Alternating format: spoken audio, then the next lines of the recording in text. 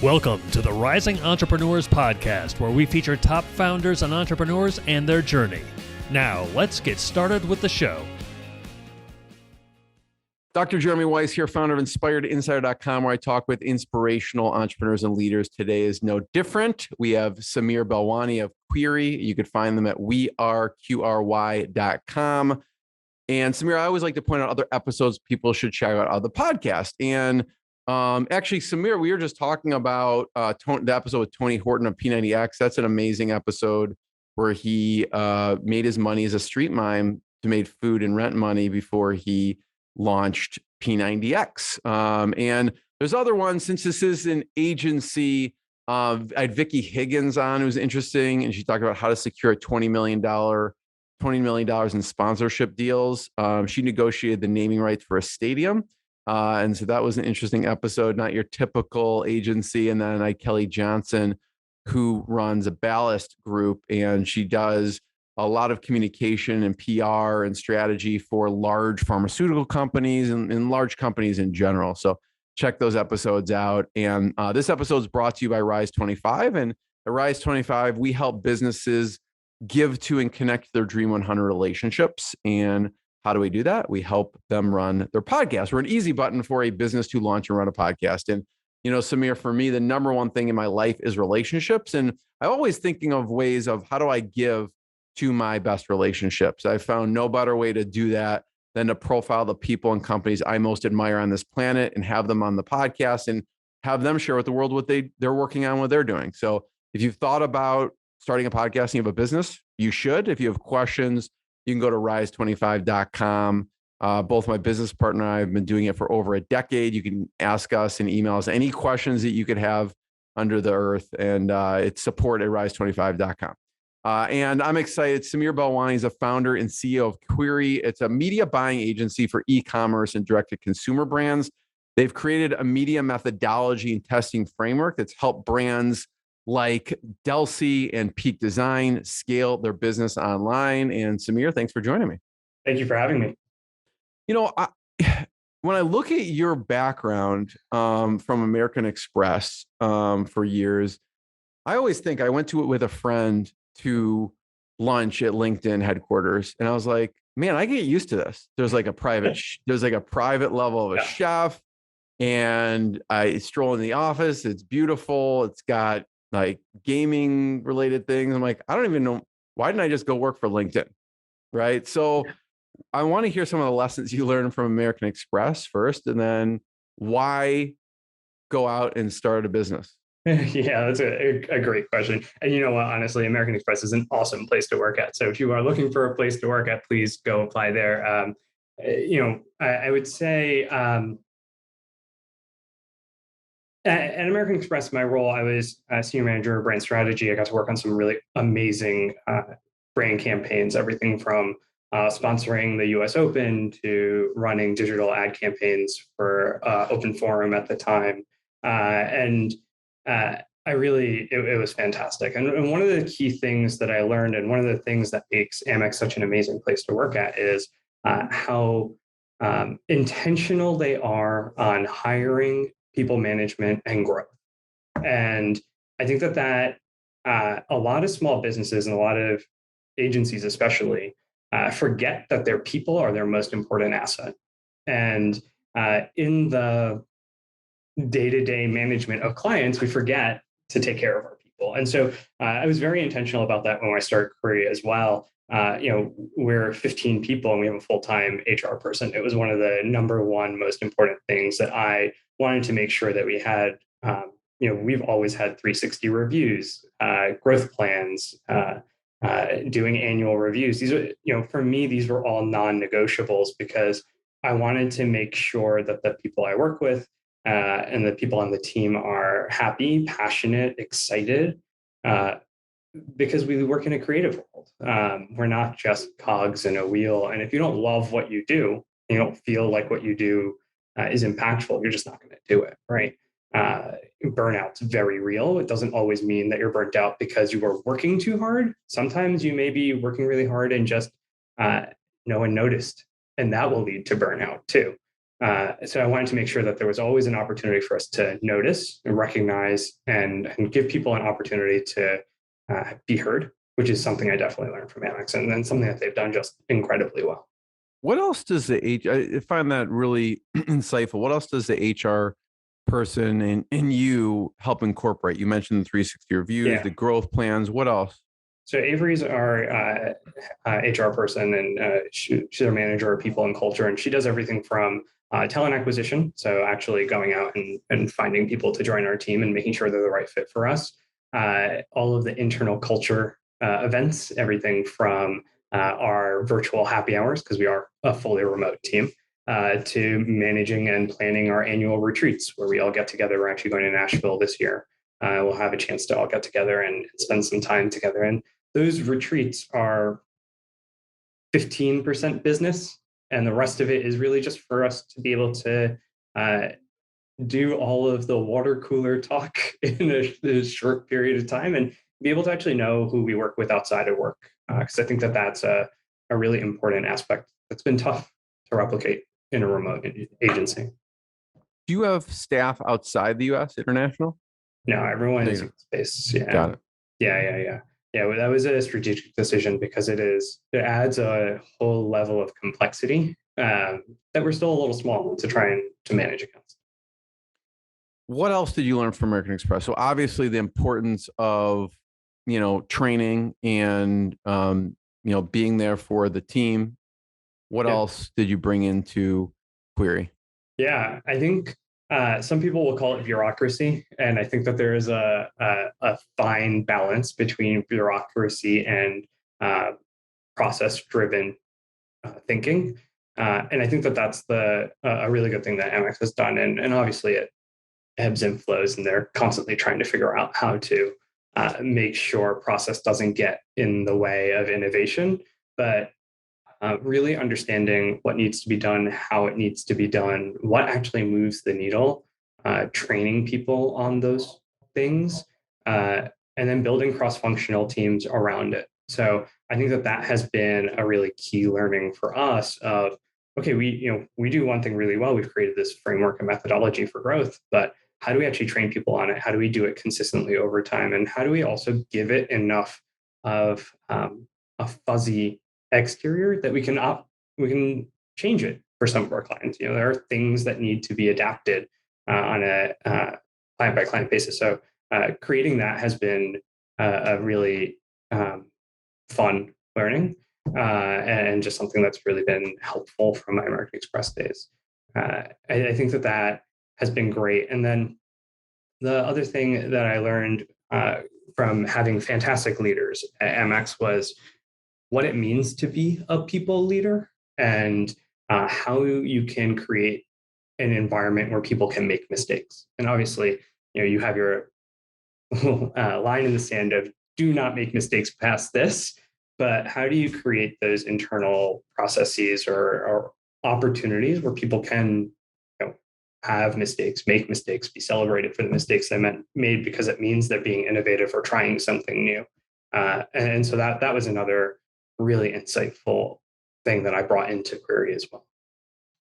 Is there an example you could think of, Samir, of like a celebrated mistake at your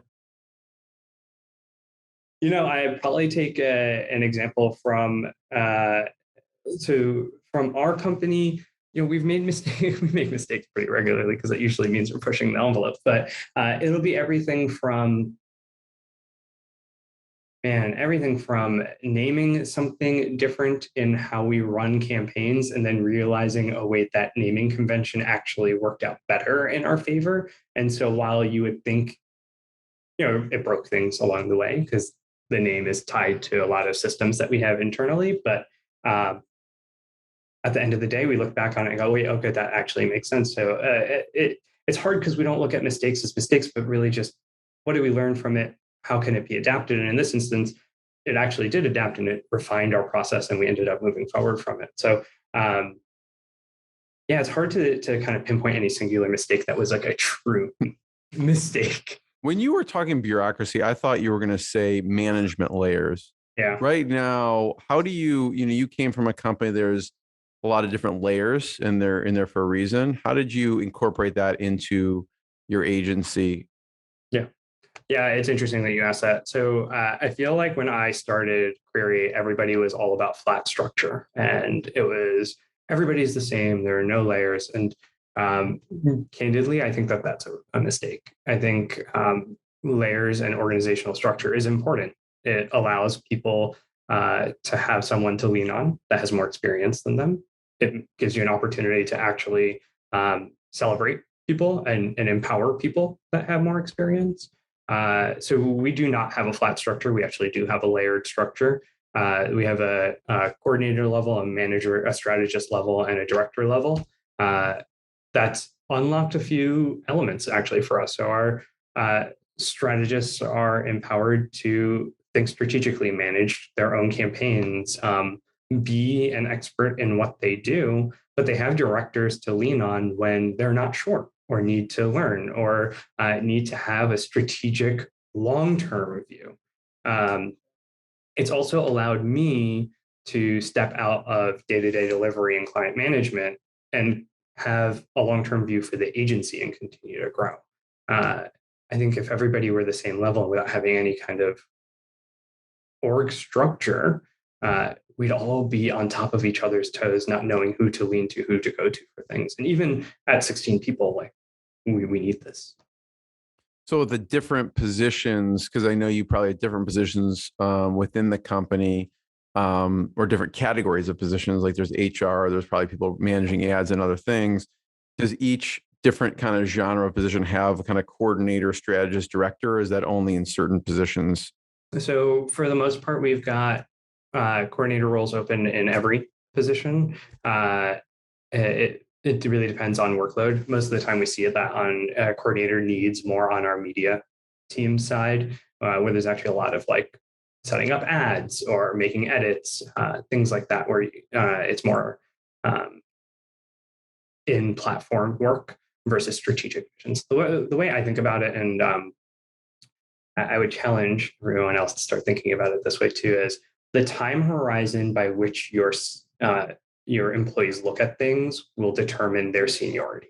So I know my coordinators are looking at things. Okay, what am I doing today that's going to impact next week? My strategists are looking at things on a month time horizon. What am I doing today that's going to impact the next month? And then my directors are looking on it. Okay, what do we do this quarter that's going to impact the next quarter? And ultimately, our VPs will start looking at it on an annual basis. What are our clients doing this year that will impact next year, right? As CEO, I look at the business on a 2 to 5 year plan. What are we doing this year that's going to set us up for success in 5 years? And I think that with seniority, that long-term view only comes with experience of this is what actually happens over time. And so that's also where like layers has been helpful. I learned that from American Express too, truthfully. Being able to sit in with a VP and say, oh yeah, we're building this out. We don't envision this being put into market until a year and a half from now. And then the expected return is 3 years after that. That really long-term vision is a unique skill set. Yeah. Samir, I love how you talk about putting this infrastructure in early, because I think a lot of the companies I talk to don't do that. And even from the HR, from the get-go, you're like, this is a non-negotiable. I need this because this is what's going to help build the team and build the culture. What was the hardest thing transitioning from American Express to your company? Oh, I think it's the hardest thing when transitioning from anywhere where you work not for yourself to working for yourself. There are two things that are really hard. So one, you are responsible for every decision. There's no one else. You can't blame anyone else. A mistake is made. Ultimately, it doesn't matter who made the mistake. That was on you. It either means that you put the wrong person in that role or you didn't have the right process in place. Regardless, it always comes to you. The second one is, and this is more of a psychological impact, when you have to let go of somebody. When you have to let go of someone at a large company or anywhere else, your brain can shield itself and say, well, HR told me I had to do this, or the company told me I have to do this. When you're an agency owner or any entrepreneur and you have to let go of someone, you are the final decision maker. You will never forget that.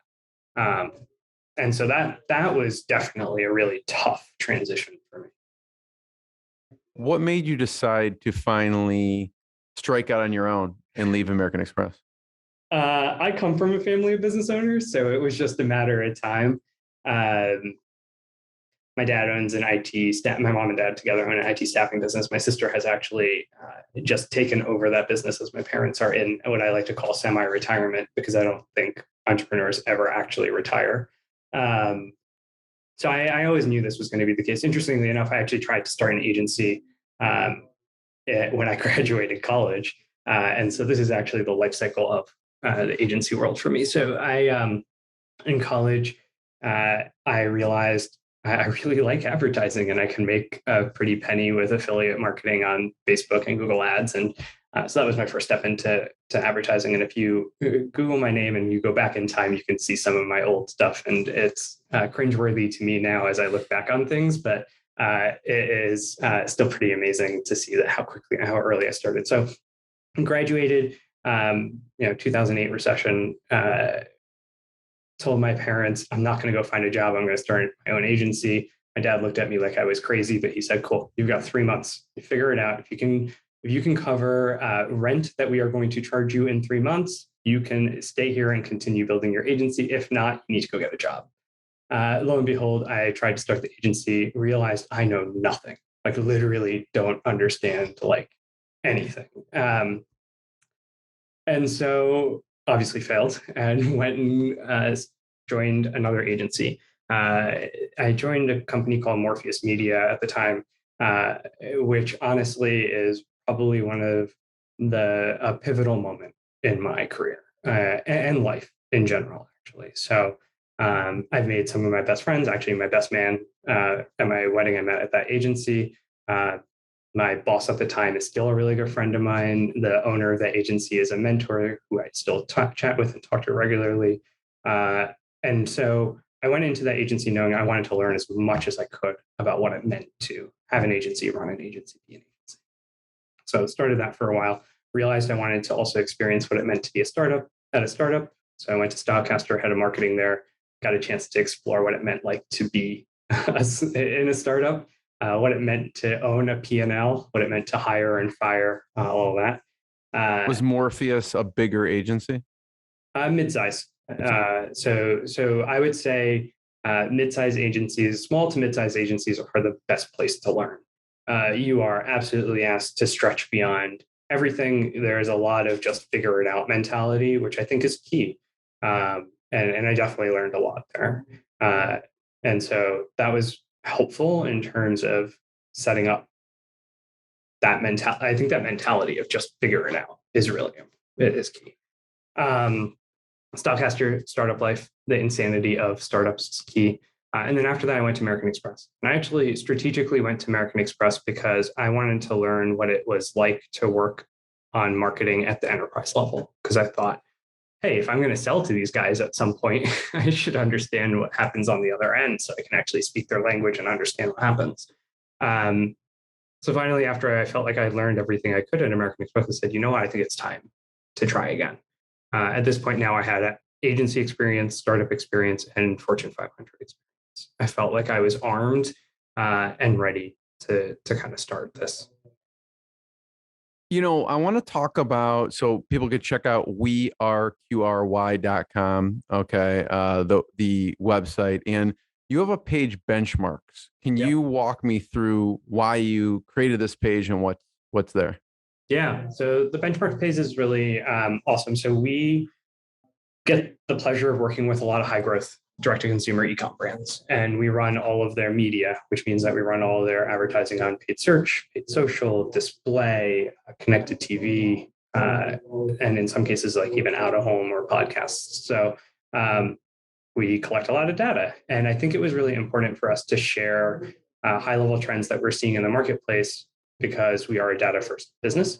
We want people to recognize where they should be versus where they may be. And so the benchmarks page actually outlines out the key KPIs that we look at on a regular basis. So total revenue growth, total revenue from advertising, our CPM, so cost per million, cost per mille, that's CPCs, all the way down to conversion rate. And I know one of the things that we always struggled with was, are our campaigns down because the market is down, or are our campaigns down because we're doing something wrong? And so we've been using this data pretty internally. Obviously, we've done only 28 days on the benchmarks for public, but for our team, we have annualized data that we compare and contrast against. So, for us, this is kind of our nexus of how we look at things and gauge on how we're doing. Yeah. So if you're watching the video right now, I have the page up right here. You could see some of the metrics right here with revenue, CPM, CPC, CTR, and conversion rate. As I scroll through, this is actual data. Yep. Right. Yeah, this is live to the day. So we have revenue here. Yeah. So what does this mean right here? Yeah. So we're looking at total revenue across all of our e-com stores. So our clients are down a little bit over the last 28 days. It's been a pretty volatile few weeks, but we're up 35% from previous year. So on average, our clients are seeing at least a 35% growth on their e-com store. Then we have total media revenue, which is actually how much we have driven from our advertising. People are up 80% from last year from their advertising. So we've been able to really scale a lot of our brands. So now we'll go down to CPM for a second. Yeah. So this is the cost to advertise across all of our channels. So CPM is how much you pay for 1,000 impressions. If you are in the media world, you've been talking about rising inflation in advertising costs, and you're seeing it right here. I mean, we're up 14% just over the last 28 days and up 40% from last year. So costs are definitely rising. Do you see, we were talking, I said, what's top of mind? And you mentioned potential recession or do you think this will be affected and come down because people will drop out of advertising, or how do you think that will be affected in the next year or two? It's really interesting that you asked that. So there's a few things that will happen, and just I am not an economist by any length of it. I may be amateur economist at best. You did get your economics degree at Rutgers. I did. We'll give you a little bit of street cred. A little bit, just enough rope to hang myself, right? Agencies tend to be lagging indicators. So we usually, when a recession happens, we tend to get hit after the fact, which is interesting because usually media costs are cut early, but it's not always. We're doing budgeting for next year, and so if we're in recession right now, our budgets are going to be impacted next year, even though the recession's happening now. So here is my hope. These are my dreams. If this comes to reality, I'll be super excited. I am hoping our recession is deep and quick, and we come right back, which means that maybe we're in a recessionary period this quarter, next quarter, and then are coming back in early 2023, which means that our budgets won't be cut as immensely as they could be if this is a long, drawn out recession. So that's our hope. If it is deep, yes, I expect CPM prices to drop pretty drastically.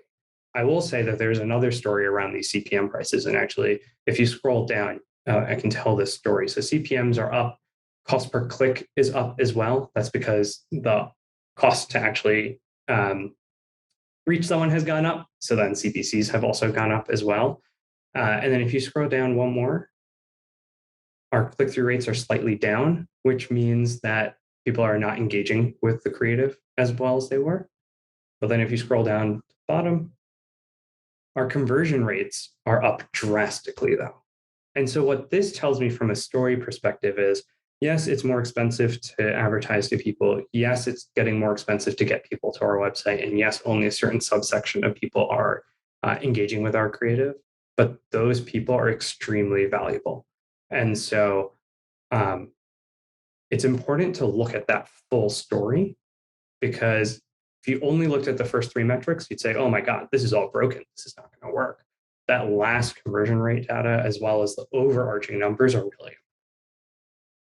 Yeah, that's a great point. What made you decide to share this publicly? I mean, you could just easily keep this internal with the team and have a meeting about this, the trends. Why share it Yeah, it's interesting you asked that. So similarly, what you said is there's a value in giving value, and it's the same thing from our perspective. From us, our vision for the agency, the thing that gets us really excited is how do we take brands and make them household names? Sometimes that means working with them directly and being a partner and helping them grow, and sometimes that means just being on the sideline and being able to add to the ecosystem overall. I think these benchmark data are really important for people because candidly, you sit there and you're like, oh man, is something I did broken, or is the whole industry as a whole? Is there something going on in the market? We are e-marketer subscribers because we want to know what trends we're seeing and forecasting. The same situation. I think it's if we can do it, we should. I want to talk through a real world case example so people can kind of understand also what you do at QRY. And so talk about Delsey. Yeah, so Delsey is an awesome example because we signed on Delsey, international luggage brand. They're out of France. They're an amazing brand, super high quality heritage. They launched an e-com store in the US, wanted to really scale it. And of course, COVID hit and no one's traveling anymore. Yeah. And not good to be in travel. Yeah, not good to be in travel. Not only was it not good to be in travel, but supply chain disruptions were insane for them because think about it, they're a French manufacturer and have to bring it here. So they definitely expected major struggles. But luckily our team was able to work with them. We put together a strategic plan for them to help them scale pretty aggressively. And actually they saw, since we ran their campaigns, they increased their revenue 142% just in that one quarter. And I hear people in my head because I know as I'm a numbers guy, I'm like, yeah, you went from 10 to 100. That's like cool. That doesn't really mean anything. I think the key thing is we went from 3% of their total revenue, again, large heritage wholesale brand, to 8% of their revenue. So 142% was a meaningful number for them.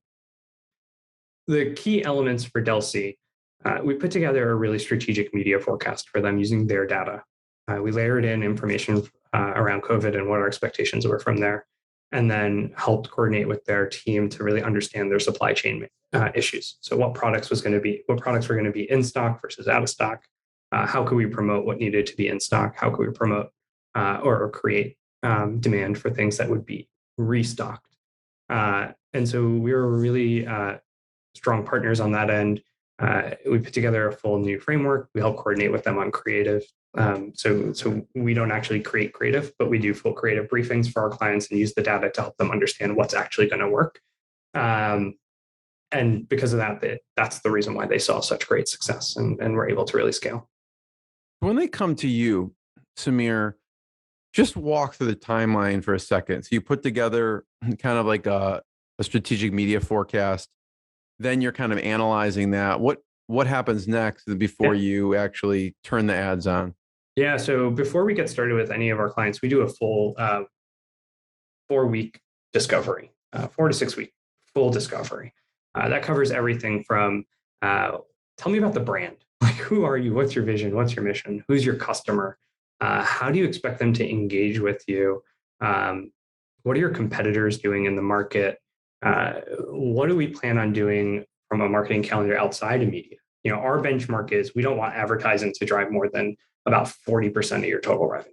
Anything more than that, and that means that it's unhealthy growth for the business. So we really want to understand what's on your marketing calendar. What else are you doing? Where are you investing? How can we help you, support those initiatives? So all of that happens in this upfront. Full 12-month media forecast, every month broken out by customer stage, broken out by all those core KPIs you just looked at, CPM, click-through rate, CPC, because we want to use this as our diagnostic. If something's not working, we go back to the media forecast and go, what's out of whack? What needs to be fixed? So that gets done. We also put together what we call a learning agenda. It's an ad experimentation plan that says, hey, because of these KPIs, this is what we want to be testing. And we're prioritizing it based on what we think the impact will be and our confidence level in that impact. And so that's been really helpful for making sure that we're constantly iterating on the campaigns and driving that incremental value over time. Once that's all done, client signs off on it. Usually budget sign off is the one that takes the longest. Then our team says, okay, great. We're going to take over. We take over campaigns. We build out campaigns into our structure and our frameworks, and we run from there. And so we talked a little bit before we hit record about what it means to grow a direct-to-consumer brand. And, with that, some have store, actually brick and mortar, some don't. So how do you think about growing as a direct consumer brand now? Yeah, it's interesting. I was on LinkedIn this morning, and the first thing that pops up is somebody on my feed going, D2C is dead. And obviously it was a very tongue in cheek, because then you open it up and he's like, no, D2C is not dead. These are all the reasons why it's not dead. And, my response was 100%. Yeah, D2C is not dead, but the idea of a D2C brand, I think, is going to change. And the reason why I say that is because direct to consumer is a channel. It's how we reach consumers. We don't build brands around channels. We build brands around the need that they serve or the customer that they reach. No one would say, I'm a Facebook brand. But you're not just a Facebook brand. There are other options and other abilities. So I think that the people are starting to realize that is, and that there's an evolution happening in direct to consumer. How do you feel brick and mortar fits into this? Ultimately, I think brick and mortar and wholesale are so important. It does two things. So, agencies feel this pain, right? Ability to enter into the agency world is really easy. There's nothing stopping you from spinning up an agency tomorrow. But how do you differentiate yourself from everyone else? And there are certain validations that you need to do. For retail brands, it's really easy to validate. I'm in Nordstrom. Cool. I have instant validation. I have a brick and mortar store. Great. Instant validation.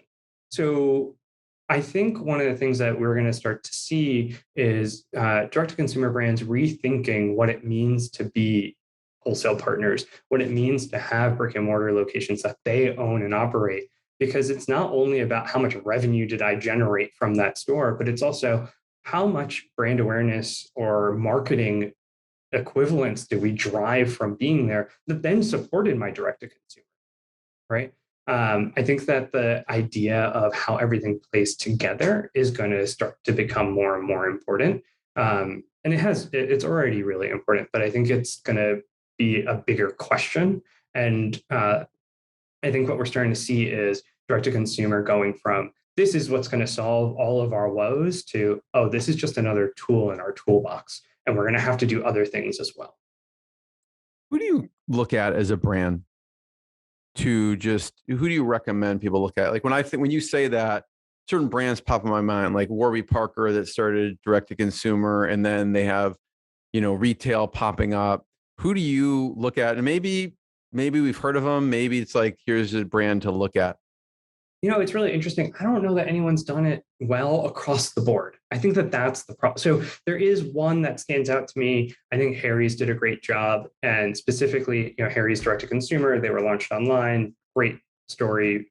The thing that stood out to me was when they did wholesale to Target, they didn't just wholesale all of their products. They created a specific product for Target. It was their razor in Target Red. And I think that that is really unique because it didn't cannibalize their direct-to-consumer products, but it did build brand awareness for their brand. And so I think the strategy of how you enter into wholesale, how you enter into brick and mortar needs to shift. The product sets, how you present yourself, all of that. And that's where I think direct-to-consumer brands are in a really unique position to win. They don't have any of the legacy baggage that retail brands have, where they've had to already open up their entire product portfolio and say, okay, cool, you have to have all of us. Hey, retailer A, you have pricing control over us. You have discounting control over us. And so that's where I think direct to consumer, that leverage that they bring by having their own customer base is really valuable. You also worked with Peak Design. Yeah, they're an awesome brand. If you're into photography, if you're into mobile phones, you want to go explore, check them out. I can't be more excited about working with them. What do you do for Peak Design? Yeah, so we run all of their media as well.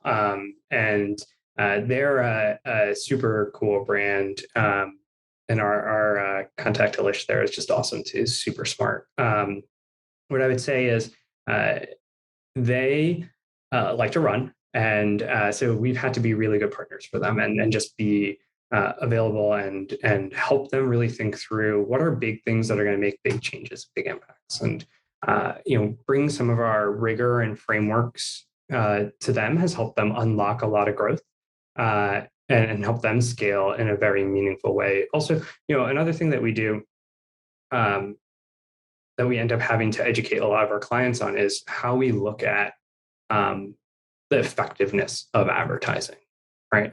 And what it means to be effective. So we do this in a really unique way. And a lot of times, if you are an e-com store owner, you've probably seen these ads all the time. We promise a 6 times return on ad spend, 14 times return on ad spend. We'll show you, read this case study on how so-and-so brand invested $1 and made $20 back.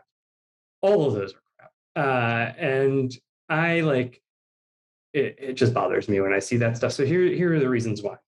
One of two things is happening. One, the agency is using what is called attributed numbers. That's from the platform itself. So, hey, Facebook, I'm Facebook. I'm going to tell you that when you ran this $1, this amount of people purchased from you.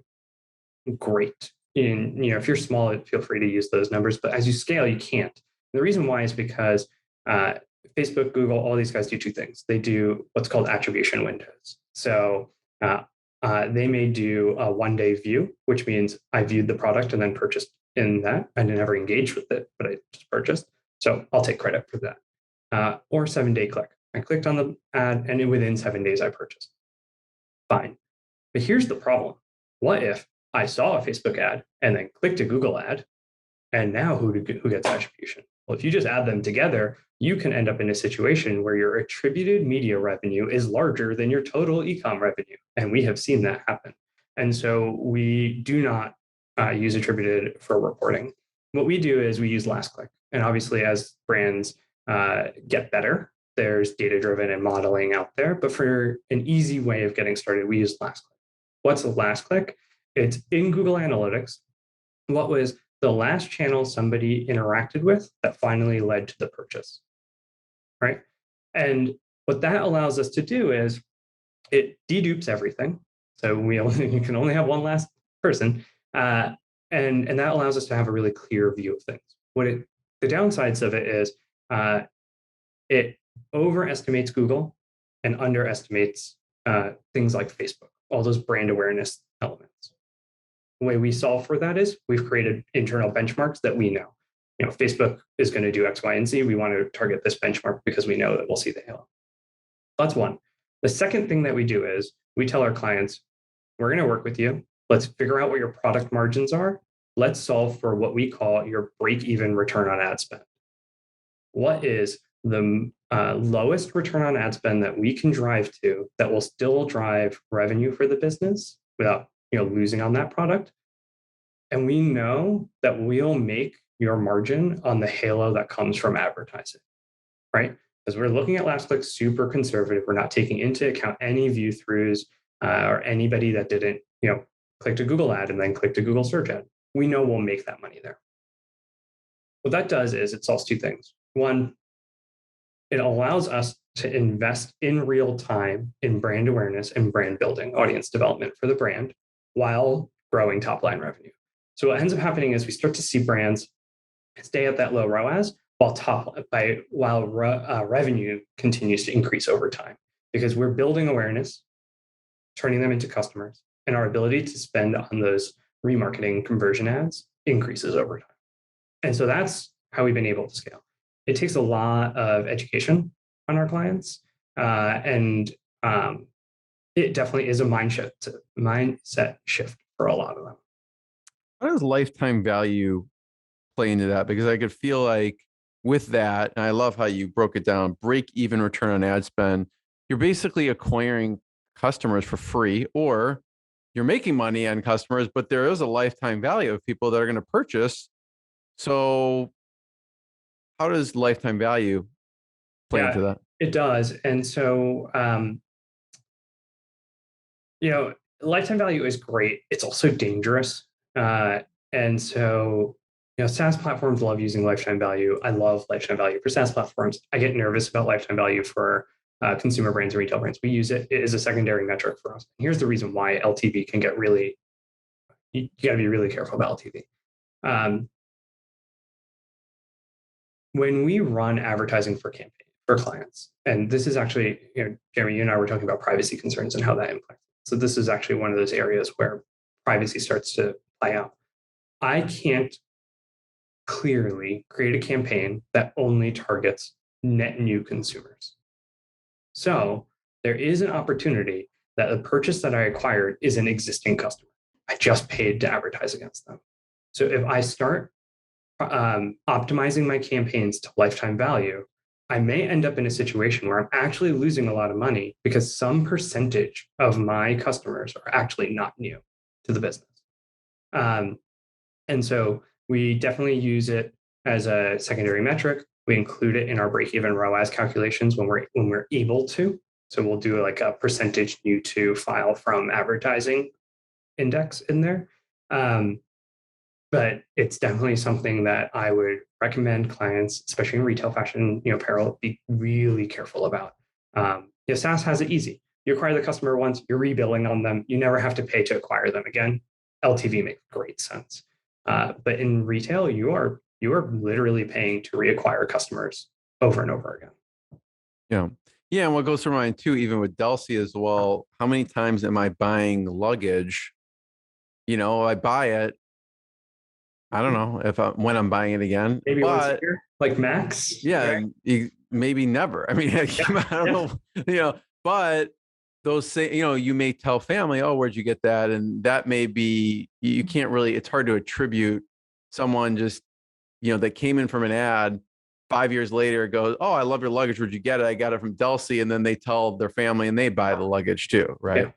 Yeah. One of the things that an understated tool that not a lot of people use that I think is actually really important. We're trying to help our clients understand the value of is how did you find us tools. So Enquire Labs is a great tool for Shopify that we really like. And they are on your Shopify checkout. They ask you like, how did you find us? And you add that in and it helps you really quantify some of that. And obviously it is directional because you're not going to be creating major plans around some of it, but it does allow you to get a better understanding of the impacts of things and what is your word of mouth. Like we would love to see more word of mouth. That means you have a good product, right? Are you finding a lot of the sites that you work with, because you're driving them to pages and things, are they using Shopify? We are 95% of our clients are on Shopify. We are big Shopify fans. I would recommend being on Shopify. The ecosystem is really fantastic. And it's rare that you're trying to do something that Shopify can't, to be fair. And honestly, also, one of our core values is simplify. I think that if you are trying to do something that Shopify can't, you may want to rethink it because your consumer may not be able to actually really understand it. And so, I think the value in some of these tools and from a UX standpoint, I just want it to be brainless and mindless and quick and easy. The less obstacles, the better. Samir, I have two last questions. One, I want to hear about your favorite Shopify app, right? Because the more your customers, your clients incorporate these things, it helps them make more money, obviously. And before you answer that, I just want to know who's an ideal client for you? Someone's listening to this, maybe they know of a brand. Who should be contacting you? Yeah. If you want to work with us, our ideal client is an e-com store, 2 million in revenue at least. Most of our clients are spending at least $1 million in advertising a year. It's the point at which we're actually able to really scale you, and our framework really comes to its fruition. You don't need to be quite at that level. If you have a path to that, that's fine for us. We'll definitely reach out to us. We also do a quick review of your core KPIs because we have an internal index that we use to really understand if we would be able to be successful. So we are very careful about the clients that we bring on. There's a reason why we have a 30% annual revenue growth and average 80% year-over-year media growth. So we can quickly tell who would be successful. We recommend you reach out, schedule a call with our strategist, and we'll be able to either tell you if we'll be successful or give you the path to that for sure. In terms of partners that we love working with, so I am a big fan of Enquire Labs, which you just heard about. TryNow is another really cool tool that I would recommend you guys check out. The whole concept around trying before you buy has become really big, especially fashion, apparel, lifestyle brands as a whole. Having the ability to try things has been really cool. We work with a company called Recart pretty regularly. I would check them out. And then not a Shopify app, but something that's been super interesting. They're called Lose Data. They do a lot of data sets for e-com brands and shopping and pricing information. That's been really helpful also. Trying to think who else has been. Any other favorite Shopify apps or tools in e-commerce? Yeah, I think there's two influencer groups that we've been really liking. So #paid and a company called Coley. I would check them out for influencer management. How do you spell Coley? Cohley. Mm-hmm. And I definitely check out a company called blackcrow.ai. They have been super cool in being able to unlock some of our some data sets for us, which has been awesome. And I think that especially as we talk privacy and cookie data going away, being able to access your own first-party data in a different way, or zero-party data, as I call it, in a different way, has been really awesome. And that's probably, as a follow-up, I can also send you some more just to include in the show notes for sure. I don't know when you're talking to clients if they mention any of their favorites. I know some stuff that's come up in my conversation. People have used Yotpo. I forgot what that is for, but that's come up in conversation. There's so many out there. I'm sure people. There's so many. I think it's actually interesting. I think we'll have to write it. Here's our favorite Shopify tech stack list for sure. A lot of the times, so Yotpo is great for ratings and reviews, Klaviyo for email. For us, we tend to really just look at it from a media perspective. So we don't really get to see the whole picture regularly because there's so many options out there and just so much that you can do with it, which is why whenever someone says, we didn't do Shopify because we couldn't get what we needed to. I don't think you tried everything you needed to be able to do it. So I think that there's a lot.